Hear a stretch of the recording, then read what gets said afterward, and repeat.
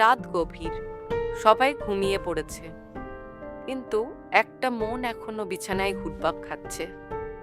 চোখ বন্ধ, তবু মস্তিষ্ক চলছে। আগামীকাল কি হবে? আমার ভবিষ্যৎ কি একেবারে অন্ধকার? এই দুনিয়ায় আমি আদৌ টিকতে পারবো তো? এই প্রশ্নগুলো শুধু একা আপনি করেন না।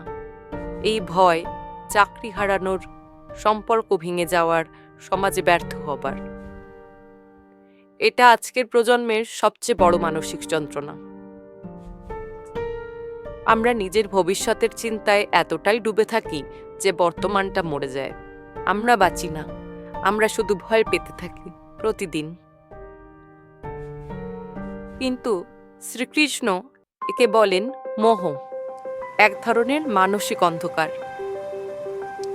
ভগবদ্গীতার ৪র্থ অধ্যায় শ্লোক ৭-৮ তিনি বলেন, যদা যদা হি ধর্মস্য গ্লানি ভবতি ভারত অভ্যুত্থানম ধর্মস্য তদাত্তনং সৃজাম্যহম পরিত্রাণায় সাধূনাং বিনাশায় চ দুষ্কৃতাম ধর্ম সংস্থানার্থায় সম্ভাবামি যুগে যুগে। অর্থাৎ যখনই জীবনে অধর্ম, অন্যায় ও অন্ধকার বেড়ে যায়, তখন ঈশ্বর স্বয়ং অবতার নেন আলোর জন্য। শুধু বাইরের দুনিয়ায় নয়, আমাদের মনের ভেতরের যুদ্ধে তিনি আসেন। আপনার ভয়ের মাঝেও তিনি উপস্থিত। আপনি যদি সত্য পথে থাকেন, তাহলে চিন্তা নয়, বিশ্বাস হবে পথ।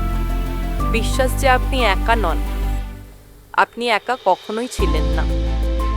শ্রীকৃষ্ণ বলেন, যে আমায় স্মরণ করে আমি তার পাশে থাকি।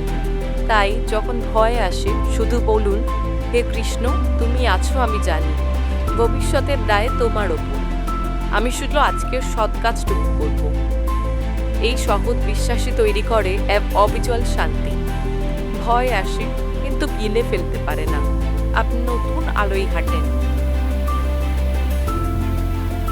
পরবর্তী পর্বে আমরা দেখব নিজেকে ছোট মনে করা বা আমি কিছু পারি না এই ভ্রান্তিকে কিভাবে গীতা ভেঙে দেয়।